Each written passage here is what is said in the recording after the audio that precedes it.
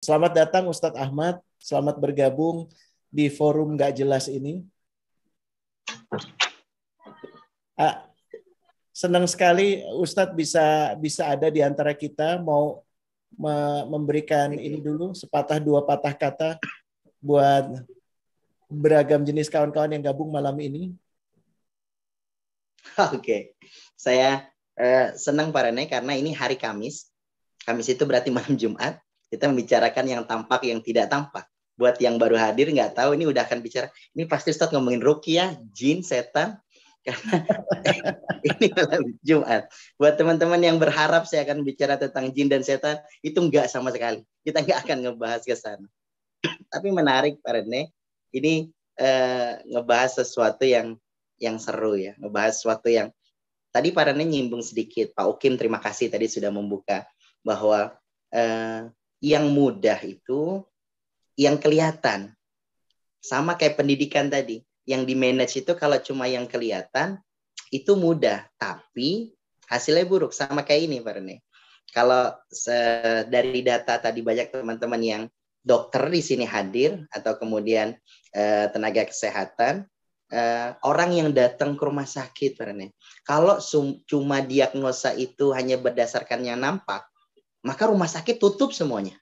Hasilnya berantakan semuanya. Kalau saya bilang, dok, saya udah 1 minggu panas, lalu kemudian menggigil, lalu kemudian apa kata dokter? Biasa Pak Ustadz, ini mah panas-panas biasa. Tahu-tahu hari ke-8, hari ke-9, saya udah langsung masuk UGD. Apa sebab? Karena yang dianggap cuma panas. Tapi untuk tahu itu semuanya, ternyata harus ngelihat hal yang tidak nampak. Ngelihatnya adalah ya tes darah dan segala macamnya. Itu hal yang mudah ya. Nah, saya pengen bilang gini, ada jasmani kita, Pak Rene, yang kita udah hebat banget untuk menyiapkan asupannya. Makanan, minuman, kita disuruh olahraga dan segala macam. Itu jasmani kita tuh udah siap. Tapi kita lupa asupan rohani kita nggak dapat. Sehingga yang kemudian kita makan, yang kita minum, yang kemudian kita kerjain, itu akan kita rasakan cuma sebentar, cuma saat. Saya pengen mengatakan bahwa jasmani itu penting. Ini Pak Rene, ini penting sekali. Jasmani itu asupannya penting, tapi yang bisa mempertahankan kenikmatan jasmani kita, itu ada di rohani. Jadi yang bisa mempertahankan kenikmatan jasmani kita itu ada di rohani. Betul. Makan itu enak. Oke, makan yang dimakan lezat. Tapi kalau di depan kita atau kita makan dalam keadaan lagi nggak tegor-tegoran sama istri, walaupun yang masak istri itu, Pak Rene. Sorry, Ustadz ngomongin saya atau gimana supaya clear? Nah, maksud saya ke arah situ. Saya ke arah situ. Ada Bu Munah kan ya. Jadi itu yang namanya sayur lodeh buatan Bu Munah yang favorit itu rasanya sayur asem. Rasanya sayur asem. Saya suka dua-duanya loh, alhamdulillah. Dan itu yang menarik. Teman-teman harus pegang ini ya, bahwa yang kita makan jelas enak, yang kita makan, kita minum jelas lezat. Olahraga kita tetap kita keluar keringat asyik. Tapi kita butuh ada hal-hal yang membuat itu long time gitu ya. Kita pengen ngerasainnya lebih panjang dari ini semuanya. Nggak cuma sekedar saat itu aja, tapi seterusnya. Nah, kenikmatan yang seterusnya kita dapat itu ternyata asupan rohani itu yang kemudian kita dapat. Nah ini, Pak Rene, yang kemudian kita sering lupakan. Makanya ada orang yang jagoan, sok-sok kece, lalu kemudian datang ke restoran, makan sendiri, kuat, tapi pas giliran makan, air mata tetap netes gitu. Ini karena dalamnya berantakan gitu. Padahal yang dimakan udah enak, yang dimakan udah lezat. Nah, malam hari ini banyak hal yang kemudian kita mau bahas ke arah sana. Sehingga asupan jasmani kita bisa dapatkan yang kita kenal istilah kenyang lah, lalu kemudian sehat. Tapi kemudian dari asupan rohani kita mengenal satu kata, kalau dalam bahasa kita nyebutnya adalah mutmainnah. Ada ketenangan, ada kenyamanan. Dan ini yang mensupport kan, sehingga jasmani kita beraktivitasnya lebih luas. Saya pikir itu, Rene. Dahsyat. Tepuk tangan dulu, mana ininya, tandanya. Tanda love-nya boleh ya. Luar biasa. Tanda love. Pengajian nggak boleh ada tanda love gini kan. Ustadz. Sebelumnya juga Pak Rene, terima kasih yang udah komen bahwa saya mirip Lee Min Ho. Terima kasih banyak. Saya pikir salah itu ya. Lebih mirip sama Jungkook. Oke. Jungkook. Aduh. Belajar dari teman-teman ya yang anak-anak Korea. Kan gini ya problemnya ya Ustadz ya. Kita udah dikasih panca indera, semua sensor yang bisa menangkap segala yang tampak, betul ya? Ya kan, jadi mata melihat yang bisa dilihat, telinga bisa mendengar yang terdengar, apalagi kulit gitu ya, lidah merasa yang semuanya kayaknya yang materialism. Nah, kaitan dengan yang tidak tampak gimana sementara sensor kita ini yang dominan adalah untuk menangkap yang tampak gitu Ustaz. Ya. Apa yang bisa dilakukan dong? Lah, sensornya semuanya sensor yang tampak kok gitu. Makanya mungkin kalau teman-teman tahu ya yang paham konsep materialism ya karena if you don't, ada yang bilang kan seeing is believing gitu. Sementara yang kita mau obrolin malam ini kan believing is seeing ya. Jadi dibalik kan. Dah sensornya itu kayaknya nggak mendukung. Apa benar begitu, Ustadz? Ya, parah nih. Ini kita sama kayak seperti Ustadz, ini. Afwan. Kalau boleh Rene aja, rada terganggu sama paknya gitu. Oke. Om Rene. Om lebih gimana? Itu lebih hina lagi ya. Kalau yang Om tuh Son tuh Om. Hardian Prabowo tuh Om. Gimana? Itu mukanya udah gimana jelas. Mas Sonson? Emir Panggilan tuh Om Rene itu lebih keren ya. Ya Rene itu nggak pakai Pak, nggak pakai Om. Rene aja gitu. Oke. Kalau mau contohin ya, coba Bu Feb kalau manggil Rene gimana? Rene aja. Nah, Rene aja. Kayak gitu. Rene aja. Oke, makasih Bu Febi. Jadi gini. Masya Allah. Rene Soehardono Canoneo. Ya, lengkap banget. Kanyoneo, sorry ya. Kanyoneo. Oke. Rene. Jadi kita kalau ngelihat sesuatu yang tampak hanya di mata kita, itu banyak hal-hal yang kamuflasenya. Nah, tapi kan kita pengen lihat hal-hal yang tadi udah disampaikan. Rene bilang bahwa ya memang mata kita cuma bisa ngelihat sampai di situ. Kuping kita bisa ngedengar ya sampai di situ.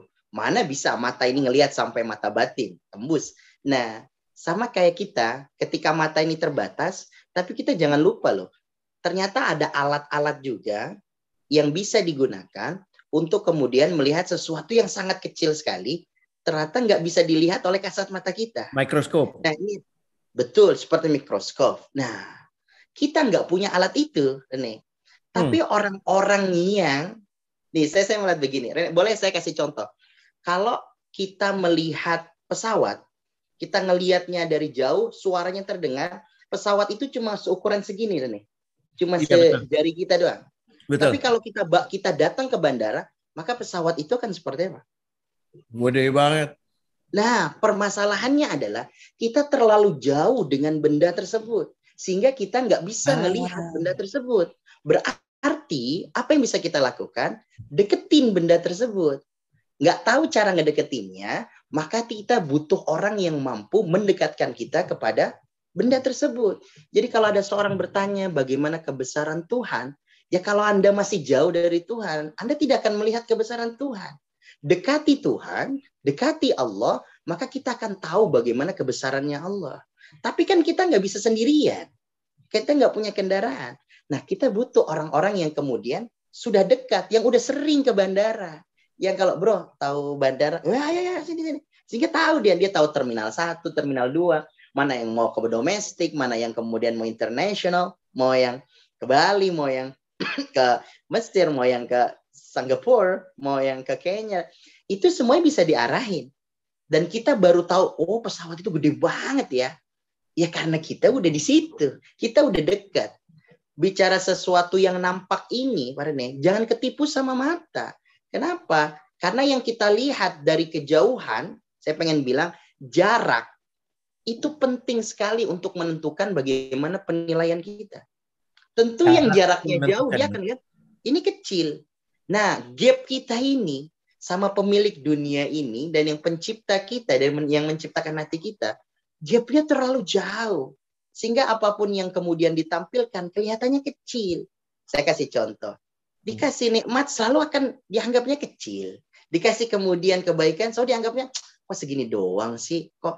Tapi ketika kita mendekat, lalu kita akan melihat bagaimana kemudian wujudnya, kita baru sadar, oh ini besar banget sehingga kalimat maaf sekali Rene dan maaf teman-teman, kalau ada yang dalam satu harinya berulang mengucap kalimat Allahu Akbar dan jaraknya masih jauh, maka kebesaran Akbar itu nggak punya pengaruh sama sekali, nggak akan pengaruh karena ketika menyebut Akbar itu semua tidak saying ya, cuman ya. Cuman ada di lafal aja gitu, tidak dimaknai. Jadi Pak Rene, yang tidak nampak ini bisa jadi pertama nih hal yang mendasar ini karena jaraknya very very far. Benar nggak sih gue ngomong? Oh, absolutely. Oh my God. Dalam hati gue harus menyesuaikan nih. Gue nyari bahasa Inggris.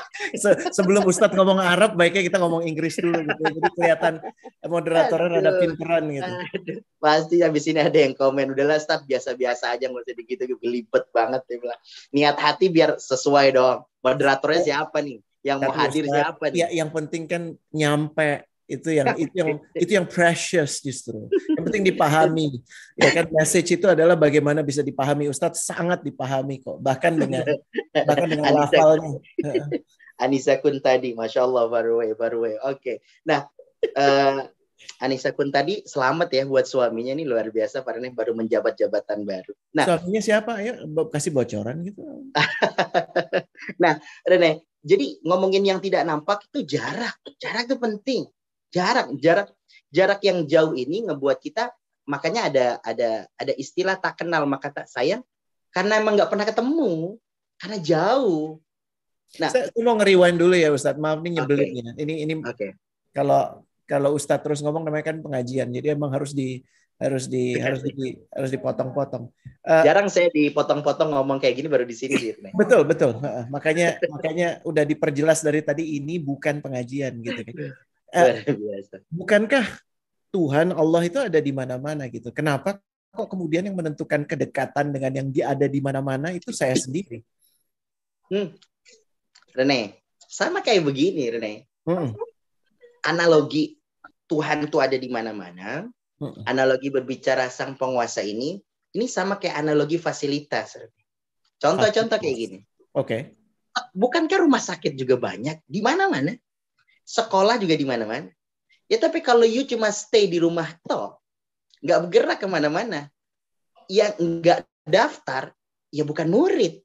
Nggak bisa ke sana. Makanan ada di mana-mana, tapi kalau saya nggak menggapai makanan itu, nggak masukin ke mulut saya, ya di mana-mananya nggak ada gunanya gitu. Iya, jadi fasilitas ini udah lengkap, sehingga perannya kita adalah lagi-lagi waktunya sekarang kita ini adalah mendekat. Kalau bahasa sederhananya itu, bahasa Inggrisnya adalah takorrub gitu loh. Jadi pengen lagi ngedekat. Tapi kita bohong. Rene, bohong ada orang yang kemudian mengatakan, kalau gue sih udah dekat banget sih. Terus gimana cara lo dekat? Ya, gue otodidak aja. No, gak mungkin. Why? Gak mungkin. Bagaimana caranya berotodidak dengan sesuatu yang sangat besar? Penguasa, pencipta. Gak bisa otodidak. Maka kita butuh ada yang kemudian nganterin kita. Kenapa terlalu besar? Saya mohon maaf ya, kalau orang yang kayak saya yang jarang ke bandara, pertama kali ke bandara, kemudian kita ada di gate tertentu, terus kemudian kita nggak ngerti saking luasnya di bandara, ya kita nanya dong sama satpamnya, kita nanya sama security-nya. Jangan sok-sok otodidak, jangan sok-sok kemudian ngejajal apa yang terjadi. Ya lu muter-muter di bandara. Kita nanya, ini gate B, terminal ini di mana? Oh, jalannya ke sini, ke kanan, ke kiri, dan seterusnya. Percis, ini besar sekali gitu. Besar sekali gitu. Dan terlebih adalah bagaimana kemudian pengarahan ini bisa menyesuaikan dengan Bagaimana kita memulainya? Karena setiap orang memulainya macam-macam, Rene. Ada yang memulainya, mohon maaf. Ada yang memulainya dengan peristiwa atau kejadian. Dikasih dulu dengan peristiwa, dikasih dulu dengan kejadian. Saya ulang pelan-pelan. Banyak orang yang memulai kedekatan ini dari peristiwa, dari kejadian, sehingga baru sadar, oh, ada yang mengatur di balik semua ini. Dikasih dulu, ditimpa dulu dengan peristiwa, ditimpa dulu kemudian dengan kejadian, maka kemudian ini semuanya menjadi petunjuk. Bahasa sederhananya, itulah yang disebut dengan taufik, petunjuk rambu-rambu ini. Dan ada juga yang mendekat, tidak dengan peristiwa, tidak dengan kejadian, tapi dikirimkan orang-orang yang berhati mulia, orang-orang yang baik, datang orang, datang kawan, datang saudara, yang kemudian obrolannya, bicaranya, mengarahkan kita, yang menghilangkan gap jarak yang jauh ini. Sehingga mulai kemudian kita mengenal kebesarannya, kita kenal dengan keagungannya. Nah, masuklah kita yang tidak nampak, terutama rohnya kita ini, rohaninya kita, mulai mendapatkan asupan-asupan ini. Nah, ini perjalanan-perjalanan ini yang tidak bisa dilepas adalah bahwa peristiwa-peristiwa kejadian ataupun orang-orang yang ada di sekeliling kita yang dihadirkan itu suatu hal yang luar biasa, Rene. Makanya ada istilah hikmah.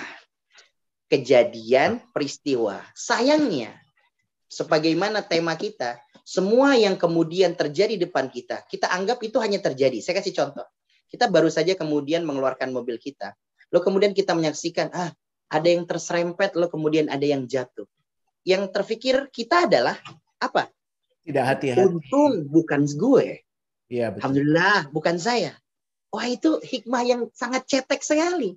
Itu menunjukkan bahwa ya kita hanya memikirkan, saya hanya memikirkan saya. Untung bukan gue. Perkara itu orang patah kakinya segala macam. Nah, tapi ternyata iya. Tapi kalau dia gue gitu. Betul. Kalau bicara sesuatu yang tidak nampak atau kita kenal dengan hikmahnya. Oh, ternyata kenapa saya dibikin telat hari ini?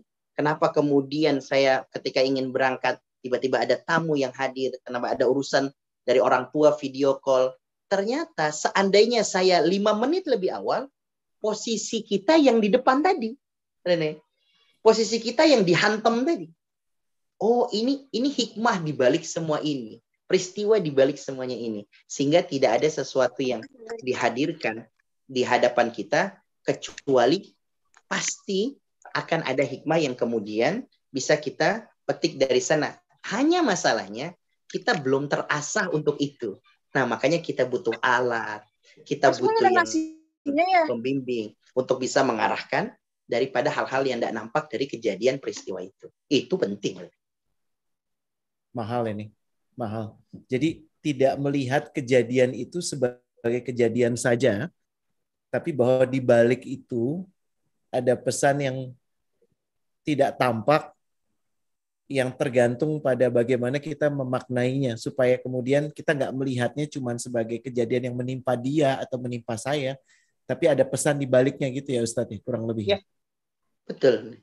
Dalam. Bukankah hal-hal yang sederhana adalah kenapa Rene pindah lo kemudian ada di Gandaria, kenapa Rene kemudian ada di Wanpa, lalu kemudian kenapa juga harus saya yang saat itu terjadwal menjadi imam yang menggantikan si imam yang dalam. Karena saya nggak diterima Ustadz waktu itu, saya ngajuin buat jadi imam terus di mereka. Dan buat teman-teman yang belum tahu ya, di masjid saat itu Rene sudah percis sekali di belakang imam, nyaris sekali, hampir banget dia mau jadi imam.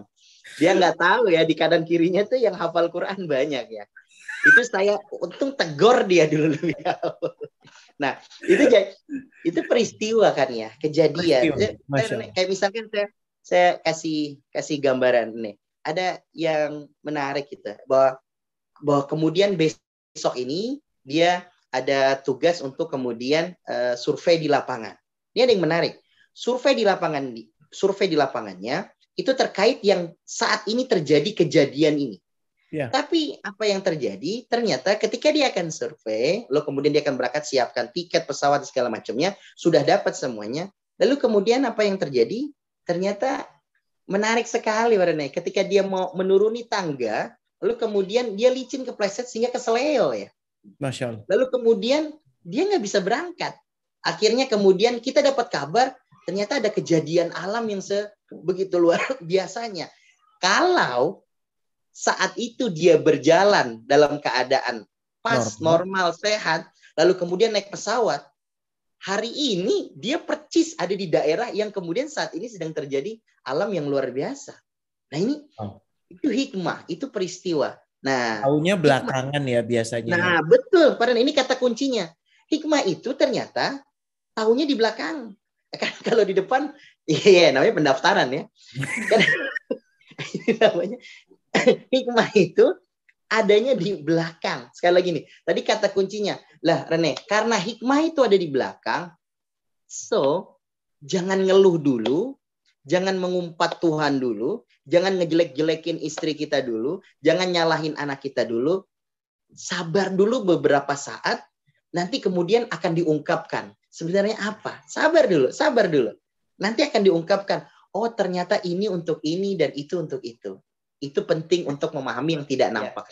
Kan tadi kita sudah bilang ya, karena terlalu besarnya jangkauannya, maka kita nggak bisa sebab jaraknya kita terlalu jauh. So, kita mau cari siapa yang bisa ngebimbing kita, cari mereka-mereka yang kemudian sudah dekat, sudah sering ke bandara, gampangnya. Siapa yang sudah sering ke bandara? Ya bisa petugas bandara, bisa kemudian orang yang sering ke luar negeri. Sederhananya adalah bagaimana kemudian dari apa yang dia sampaikan, dari apa yang kemudian perilakunya dia, sesuai dan menyejukkan, berarti dia sudah kenal dengan kebesarannya, kan? Sudah paham dengan kuasanya. Saya mau kasih contoh seperti ini, bahwa orang-orang yang sudah mendapatkan kebesarannya, keagungannya, sehingga kemudian dikasih sesuatu yang besar menurut kita, bagi mereka pun tetap kecil. Ini penting, sehingga apapun yang dikasih, dia akan taruh di tangannya. Apapun yang kemudian diberikan kendaraannya, hanya sampai di garasinya. Tapi nggak ada yang masuk sampai ke hatinya. Nah, ini yang kita mau cari yang kayak begitu. Bukan Ulangi Ustadz, ini powerful banget. Nggak sampai ke hatinya. Iya, jadi apapun yang diberikan, ya dia taruh di tangannya. Apapun kemudian kendaraannya, dia taruh di bagasinya. Apapun barang-barangnya, dia cuma taruh di tasnya, di kopernya. Tapi semua itu nggak ada yang masuk ke dalam hatinya. Nggak membuat dia sama sekali kemudian menjadi orang yang jumawa, atau nggak sama sekali menjadi orang yang paling sedih karena ketiadaan barang itu. Sebab hal yang biasa, yang wajar. Bukan kayak kita di garasi seperti biasa, mobil itu pulang pergi seperti biasa. Jadi kata kuncinya adalah ilustrasi. Iya, kata kuncinya adalah ini semua titipan. Ini semua titipan. Saya nggak tahu ya. Paling sederhana adalah kita harus belajar dari tukang parkir. Datang mobil Avanza, lalu kemudian datang mobil yang lainnya, lalu kemudian dia parkir, dia atur, pergi satu persatu. Kita nggak pernah ngelihat ada tukang parkir yang di pojokan sedih. Kenapa Bang? Ini mobil gue pada pergi gitu. Kita nggak nemu gitu loh. Itu maaf gitu loh. Terlepas dari bagaimana keadaan tukang parkir, tapi untuk hal ini tentang bagaimana barang itu ada, sesuatu itu diberikan, sebegitu legowonya kemudian dia melepaskan. Maka orang-orang yang kayak gini mau yang kita cari, yang ketika saat diberi sama sikapnya ketika hal itu diambil, karena bukan punya siapa-siapa. Nah, itu yang layak buat kita untuk jadikan pembimbing atau kemudian guide yang bisa nganterin kita sampai untuk melihat kebesaran-kebesaran ini. Secara lebih praktis, Ustadz, kan penyebutannya Dona tadi bagaimana mencari guru gitu. Khawatirnya kan ada yang pejabat bilang kebanyakan belajar agama loh, gitu kan. Nggak usah disebut siapa lah ya. Terus si Fardan udah langsung nyengir, ya kan. Kan gini ya. Kita jadi terus belum lagi ketemu nanti teman ntar lo mabok agama gitu. Ya Allah, berat banget mabok agama. Nah, ada insentif nggak sih? Bukan insentif ya, ada petunjuk praktis Ustadz. Ini kalau saya dari pengalaman pribadi ya, saya minta sama Allah sih, ya songong banget ya, maaf ya. Saya minta dipilihkan. Tapi kemudian saya buka mata aja dan itu pun nggak kebuka bahwa sering kali dipertemukan sama Ustadz Ahmad dalam sholat Tapi karena saya punya kecenderungan mandang remeh orang ya, ini maaf ya. Jadi nggak dengan cepat melihat itu. Ini kan ada yang nanya gimana bisa melihat hikmah dengan cepat gitu. Tapi belakangan setelah berinteraksi lebih membuka diri semakin tahu. I need him. Ini yang Allah hadirkan. Itu gimana yang nyeritain ya Ustadz ya? Susah ya. Dan bahwa sebenarnya apa yang kita minta itu diberikan gitu. Jadi saya bilang sih ya, maaf ya kawan-kawan kalau lebay jadinya. Kenapa saya tinggal di sini? Itu desainnya Allah untuk ketemu Ustadz Ahmad. Ya, ini dari saya ya. Jadi buat Dona, mungkin Ustadz Ahmad bisa memberikan kelengkapan yang saya tahu dia segan gitu ya. Atau mungkin kasihan gitu kalau dengar dari saya. Tapi kalau minta tuh dihadirkan kok. Ini udah mempersepsikannya benar banget seperti yang ada di kepala saya sih sebenarnya. Bener ya Don ya. Bener Kadang-kadang kita kan gini, kita ngelihat gini, apa ngerti? Gue lebih ngerti dari lo, gue lebih tua. Saya mau Ustadz Ahmad lebih tua jauh. Ya kelihatan juga nggak usah dibuktikan gitu Den. Kayaknya lebih berpengalaman, kayaknya lebih hebat. Tapi dalam banyak hal mati kutu saya menjawab pertanyaan-pertanyaan dan mendengar jawaban-jawaban Ustadz Ahmad. Dan di situ saya nggak sungkan untuk mengatakan he's my guru. Jadi berusaha untuk berkhidmat kepada dia yang lebih dekat dengan Quran, dan ini adalah Ustadz Ahmad gitu ya. Saya udah nggak kebayang hidung Ustadz saya. Boleh keluar dulu boleh ya? Biar lebih enak diomonginnya nanti masuk lagi. Gitu ya. Aduh, yang paling penting udah adalah gimana ini jarak Rene bisa didekatkan. Nanti bisa dilihat Rene. Memang siapa yang akan pantas? Just try, coba aja.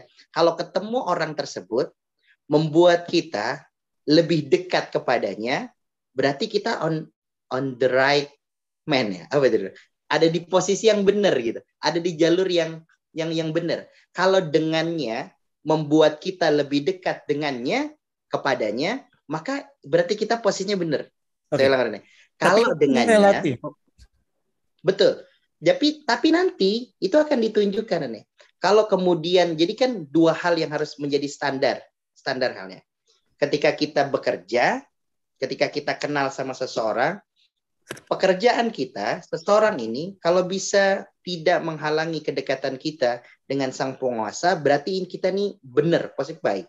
Yang kedua, kalau kemudian semua yang kita dapat dari pekerjaan kita, lalu kemudian dengan interaksi dengan orang tersebut membuat hubungan kita baik dengan keluarga, berarti benar. Jadi maaf, bahasa harus dilugaskan. Hablum minallah, hablum minannasnya kece gitu Rene. Jadi hubungan kita kedekatan dengan sang pencipta itu dimanifestasikan dengan semakin lembutnya kita dengan sesama gitu ya Ustadz ya. Iya. Saya tidak ada narasi yang pas untuk kemudian mengatakan bahwa orang itu bagus banget di kantor ya, orang itu bagus banget di organisasinya, tapi ternyata dia nggak bagus di keluarganya. Cepat atau lambat, itu kalimat-kalimat jabatan itu semuanya akan lenyap, Rene. Akan dimunculkan aibnya. 1%, dan itu udah pasti. Kalau yang kata kita ini luar biasa di kantornya, the best. Sehingga orang yang terbaik itu bukan yang berangkat terbaik dari kantornya, bukan terbaik dari organisasinya, tapi adalah orang yang terbaik dari rumahnya. Atau bahasa yang paling mudah deh, orang yang paling lembut bukan yang paling lembut di kantor, yang nggak bilang gimana kabarnya, gimana lo semuanya, lo di komunitas gimana pekerjaan kita evaluasi ya, kita rapat meeting. Tapi giliran sama keluarga, komunikasi itu nggak ada. Sama istri nggak ada. Sama istri cuma masalah kopi, sarapan, makan, baju gue dicuci apa belum. Interaksinya cuma itu. Ini bakaran fail, bakalan gagal. Gagal itu artinya cepat atau lambat ini akan terbuka sehingga yang tidak nampak keburukan ini akan ditampakkan nanti di kantornya, di organisasinya, cepat atau lambat dia akan seperti itu. Nah, ini menarik. Jadi Ustadz, yang mau kita cari tadi pas Ustadz ngomong kayak Brady Bunch gitu. Kalau saya ngelihat screen-nya semuanya pada gini, pada ngangguk-ngangguk, sebagian ngelihat ke pasangannya gitu kayak nggak tahu siapa Intan Yamuna. Oh, itu Intan Yamuna, maaf ya. Dia kayak ngeliat pasangannya terus ngangguk-ngangguk gitu ya. Pas banget tuh, pas banget. Masya Allah. Lanjut Ustaz. Ya, saya mau bilang berarti standarnya untuk mencari orang yang mengantarkan kita dari semua tips and triknya, dari semua kemudian langkah-langkah yang harus dilakukan, maka semua langkah-langkah itu benar-benar mendekatkan kita kepadanya. Sang Pencipta ini dan merapikan urusan kita di rumah. Wow. Karena kalau udah dari rumah nggak beres, semuanya nggak beres. Jadi kita mau benar-benar nampak yang kita tampilkan di ketemu sama orang, ditampilkan, dan betul-betul itulah yang kita tampilkan di keluarga. Karena itu bukankah kita sudah sampaikan, sudah dapat ilmunya ya, nggak jauh-jauh kan, bahwa ridhonya yang menciptakan kita semuanya adalah orang yang terdekat di kita, yaitu kan keluarga kita kan, mulai dari orang tua kita kan, pasangan kita dan lain sebagainya. Yang paling ngerti lah orang-orang terdekat kita sejatinya kita seperti apa kan. Kalau buat pencitraan bisa jago banget lah, apa mungkin kita main golf gitu ya. Kok ngomongin golf, maaf ya. Luar biasa. Makasih Rene. Makasih. Pas banget ya. Belum ada tuh branding Ustadz dan golf tuh belum ada. Itu menarik sekali. Ya. Kita kadang-kadang ingin dekat dengan Sang Pencipta, lupa bahwa ukurannya adalah sebagaimana kita memperlakukan orang-orang yang paling dekat dengan kita, ya keluarga, orang-orang terdekat. Ini mahal banget ya. Dan orang yang paling lembut itu bukan orang yang lembut di luar, tapi justru bersama keluarganya dia perilakunya seperti apa. Ya, Masya Allah. Dahsyat. Lagi-lagi istri saya walaupun dia tidak menggunakan kamera, ya ngangguknya kenceng banget di sini ya. Saya cuma ingin mendeskripsikan supaya Anda tahu dia sedang ngomongin siapa tuh udah jelas banget ya. Dan saya kangen sekalimat Bu Mona yang bilang gini, tuh dengerin, gitu ya. Dengerin Ustaz tuh. Yang dikatakan Imam Al-Ghazali ini sebenarnya Rene ngajarin kepada kita sesuatu yang nggak nampak. Karena kata Imam Al-Ghazali, apa yang kemudian paling dekat sama kita, ternyata ada yang lebih dekat daripada keluarga, ada yang lebih dekat daripada kemudian atasan sama bos, lebih dekat dari apa yang ada di depan kita, ternyata kematian itu jauh lebih dekat. Jadi apa yang lebih dekat, paling dekat sama kita, ya adalah kematian. Jadi mau cepat ataupun lambat, ya ini akan nampak. Ini kan hal-hal yang, lagi-lagi hal-hal yang kemudian tidak nampak. Terus kalau ditanya apa yang paling jauh, ya sudah. Apa yang paling jauh adalah masa lalu kita. Apa yang paling jauh adalah masa lalu. Dan itu hebatnya Allah ya, yang Maha Kuasa. Ketika ada orang yang lakuin seburuk apapun, lalu kemudian dia bertaubat, ingin kembali mendekat kepadanya, jadi kemudian semuanya dihapuskan, oh salah. Lalu kemudian mulainya dari titik nol, salah. Saya kasih tahu ya, kalau ada orang ngelakuin keburukan, lalu kemudian ada istilah mengatakan kita mulai dari lembaran kosong, itu salah banget. Artinya pedoman kita, Al-Quran tidak mengatakan seperti itu. Orang yang melakukan kesalahan, lalu kemudian dia mulai kemudian mendekat kepadanya, bukan mulai dari lembaran kosong. Karena Allah menjadikan semua yang kesalahan dia, itu sudah dikonversi menjadi kebaikan. Jadi mulainya dengan kebaikan, hasil konversi keburukan yang dulu dia lakukan. Oh, jadi kayak bukan diskon program, tapi malah kayak ditukar dengan kebaikan ya Ustaz? Malah ditukar dengan kebaikan. Itu kenapa mereka-mereka yang kemudian belum selesai, bahkan baru ingin bertaubatnya, lalu kemudian itu sudah ditempatkan di tempat yang terbaik di sisinya. Itu makanya hal yang paling jauh adalah masa lalu tadi. Artinya kalau dulunya kita siapa, ya sudahlah. Begitupun juga dahulunya jika kita adalah orang yang sangat populer, lalu kemudian sering keluar di radio, sering ngomongin siapa? Sering nulis buku, lupain, jangan diingat-ingat, mulainya dari yang sekarang. Nah, kira-kira kayak gitu ya. Saya nggak mau kemudian. Nah, ini yang menarik gitu loh. Terus ada lagi yang tadi Ilham bilang, apa Ustadz yang paling besar? Yang paling besar Ilham, kalau kata Imam Al-Ghazali adalah nafsu kita ini yang paling besar. Makanya orang menikah tuh nggak repot harusnya. Yang repot nafsu kita ini, kepengennya itu, pestanya 3 hari 3 malam. Akhirnya nggak beres-beres. Padahal selesai hanya dalam hitungan menit. Saya terima nikah dan kawinnya, selesai. Mungkin hanya cuma...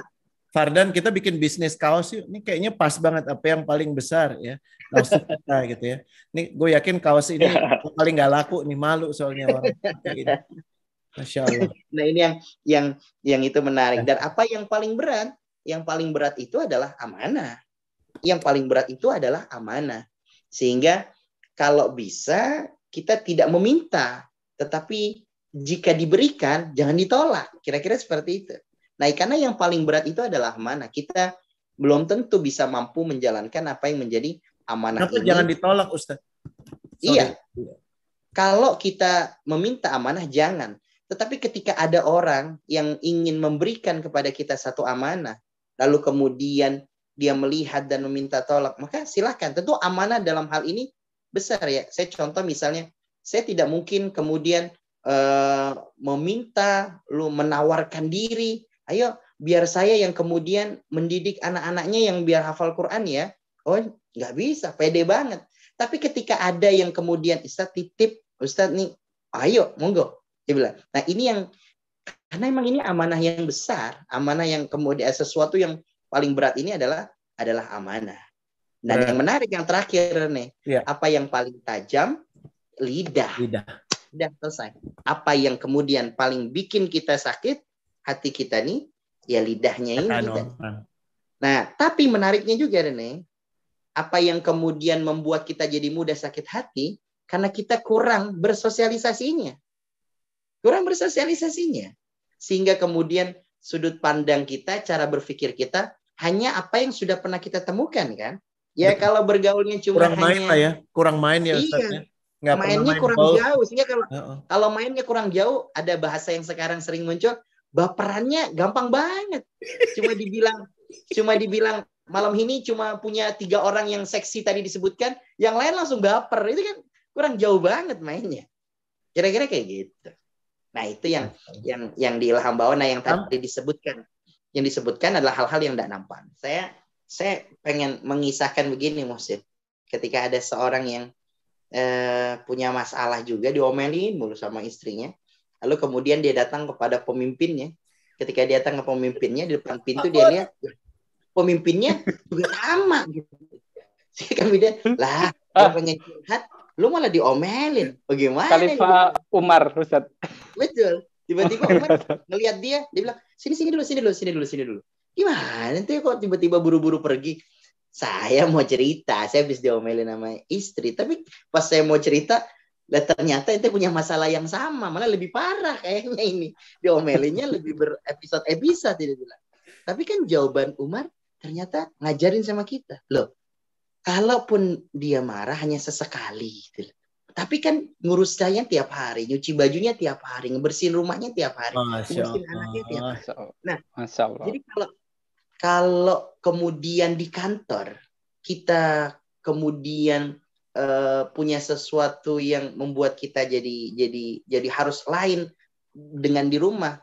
Oh, saya melihatnya, mungkin ini terkait kedisiplinan, ketegasan.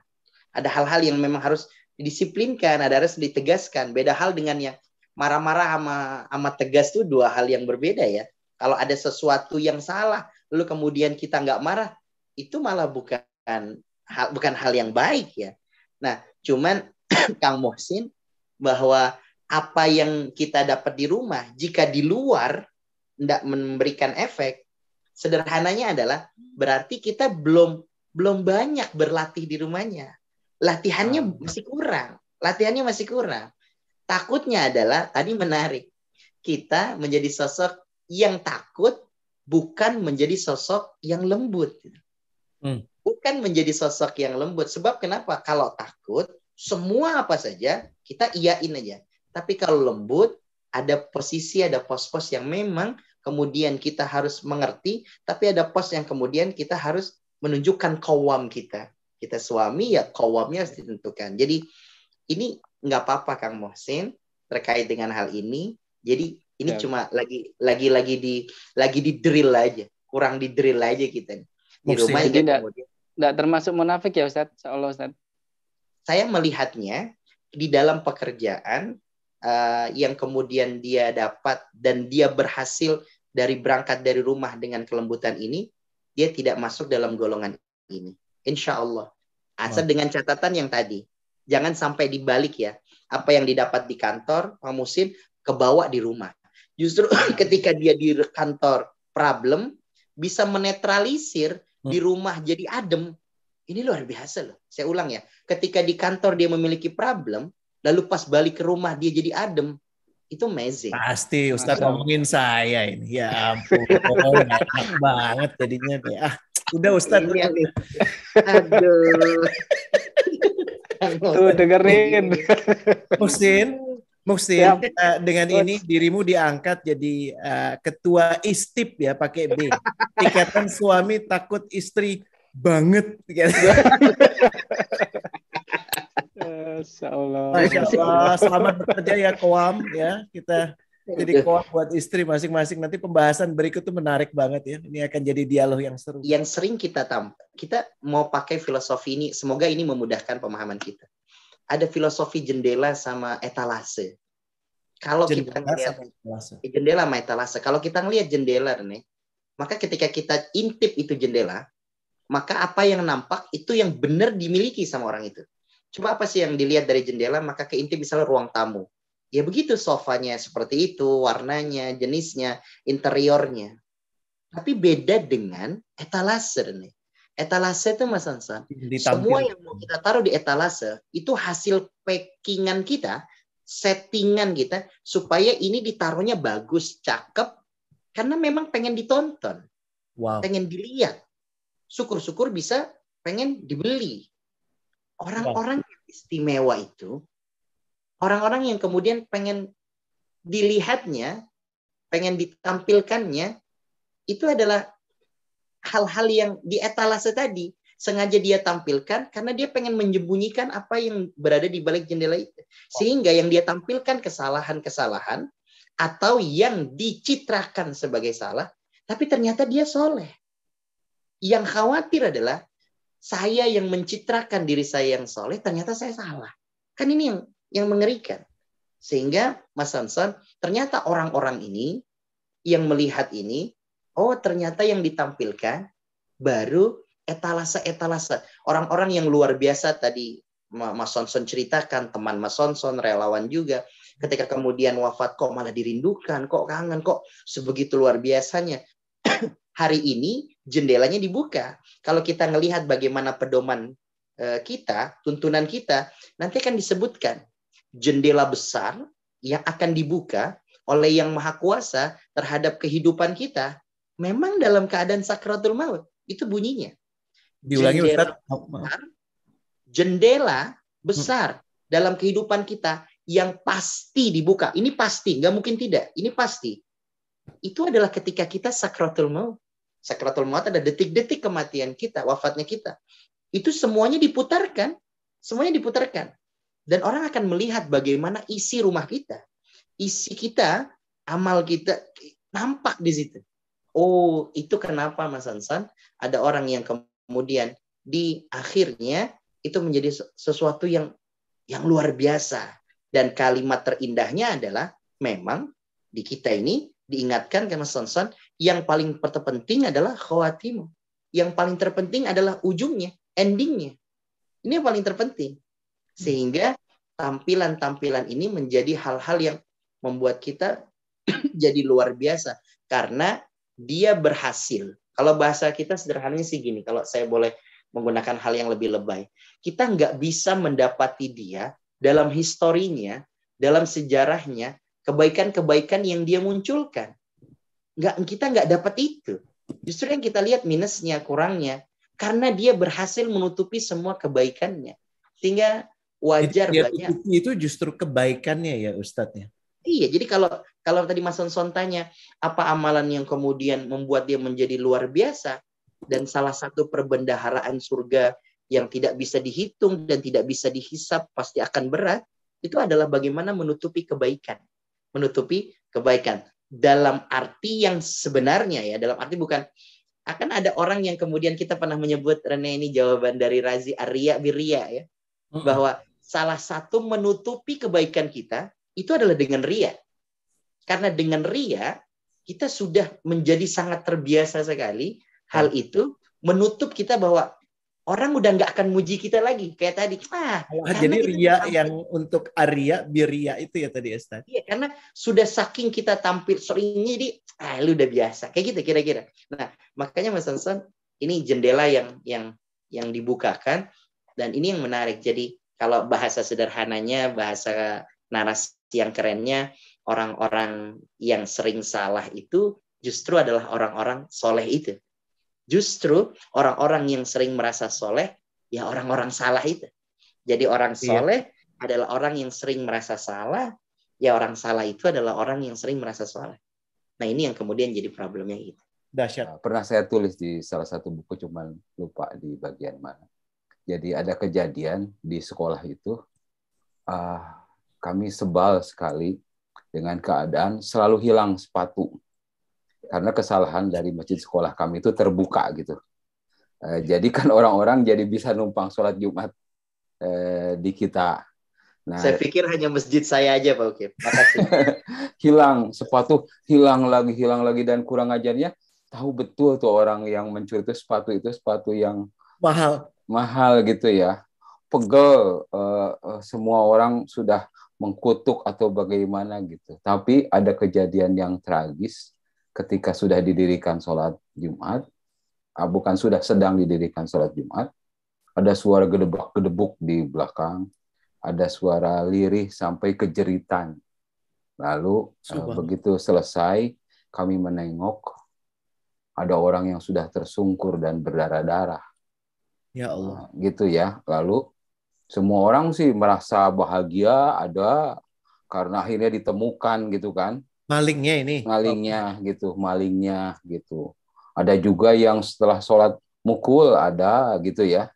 Jadi beragam-ragam. Tapi waktu itu kami semua dibikin malu dalam arti menunduk oleh khotib yang mengatakan begini, sayang ya, hal yang besar, hal yang itu yang Ustadz bilang yang besar, yang hebat itu terkotori oleh yang kurang baik. Lalu semua itu terdiam aja. Siapa dia? Gimana kalau dia seorang ayah?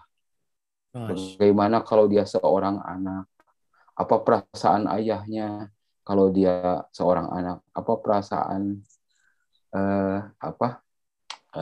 seorang anak kalau itu seorang ayah? Untung dia tidak meninggal karena ada sebagian yang masih menjaga. Pokoknya, dan yang menyebabkan kami betul-betul tersentak adalah orang itu atau khotib itu mengatakan, ingat ya, sayangi semua orang, sedang dalam benar maupun salah, karena ulama yang hebat punya masa lalu. Dan penjahat yang kalian anggap penjahat sampai akan mati dipukul juga, dia punya masa depan. Gitu. Jadi waktu itu kami, ya memang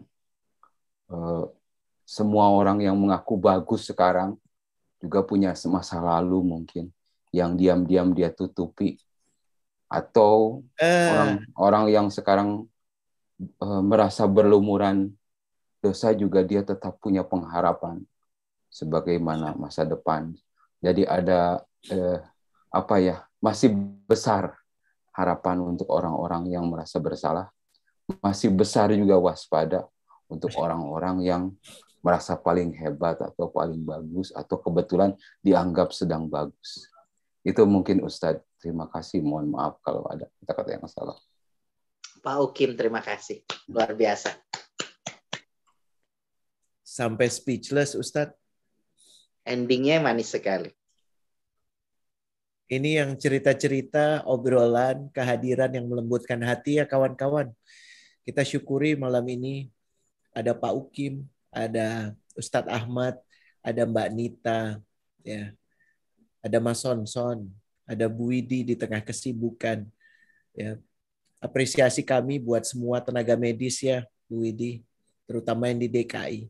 Ya, dan Ibu masih menyempatkan untuk hadir di sini, Masya Allah. Saya tahu ini detik-detik akhir obrolan kita, tapi saya merasakan kehangatan luar biasa, ya, indahnya berkumpul bersama tanpa pretensi, ya. Kita hadir di sini nggak ada niat apapun kecuali ingin mendengar, belajar, dan melembutkan hati. Dan Ustadz Ahmad sudah mengantar pada titik itu. Dan kita semua juga membangun itu. Mungkin kayaknya baik juga nih Ustadz Ahmad untuk menutupnya dengan apa ya? Dengan doa, dengan kita bermunajat bersama untuk yang hati-hati yang dekat ini senantiasa lebih didekatkan lagi, dan mudah-mudahan inisiatif ini inisiatif yang baik dan bisa bergulir untuk kebaikan bersama. Silakan Ustadz, mungkin mau mengomentari dulu apa yang kita coba lakukan malam ini. Iya, Bismillah.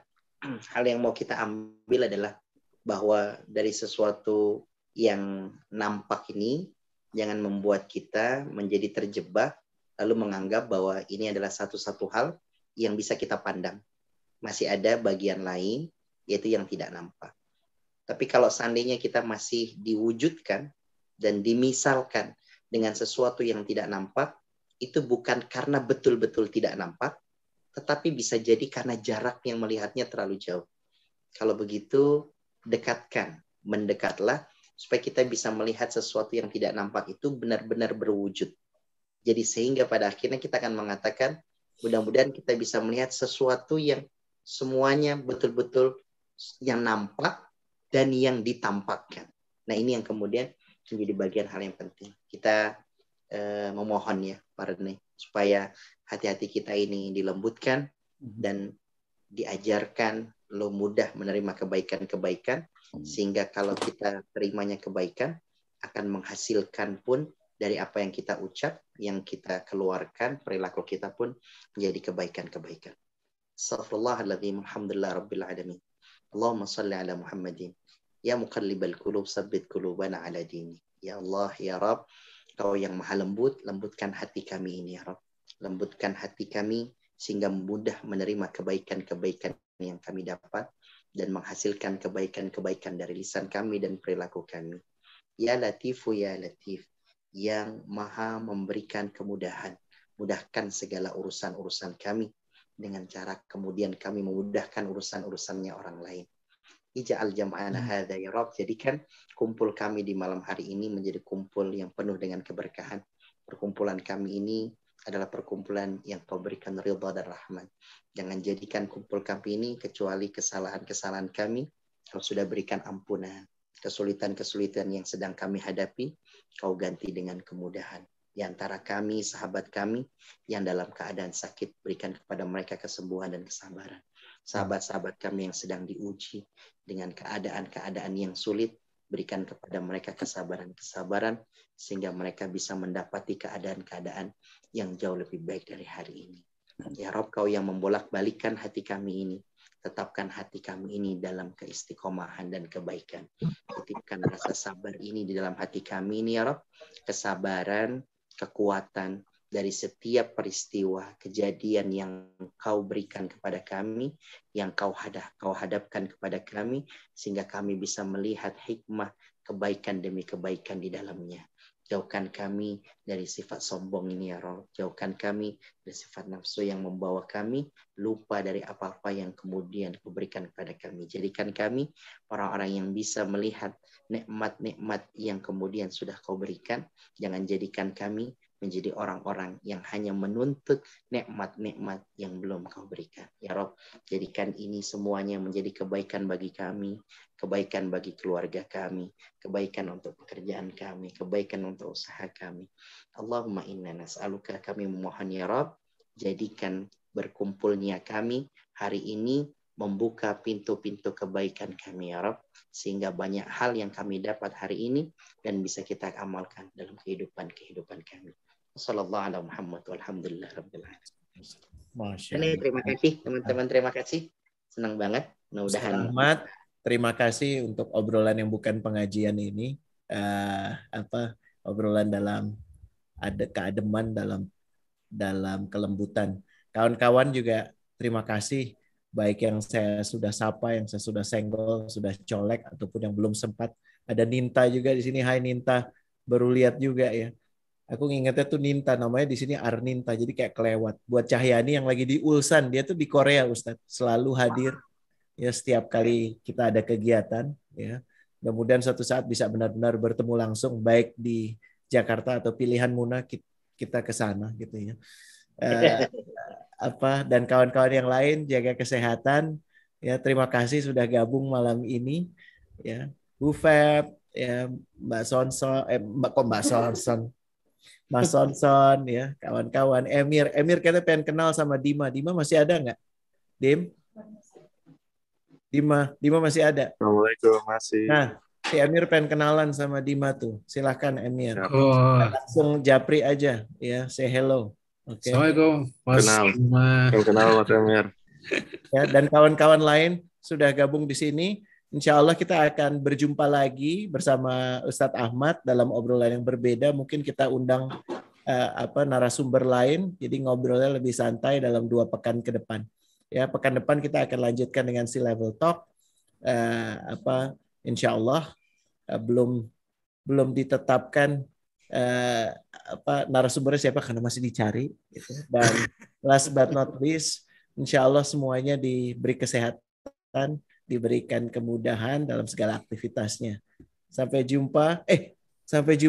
Kalau ada kesalahan mohon maaf ya tadi ya. Kalau kesembronoannya menyinggung atau apapun itu mohon maaf. Terima kasih. Wassalamualaikum warahmatullahi wabarakatuh.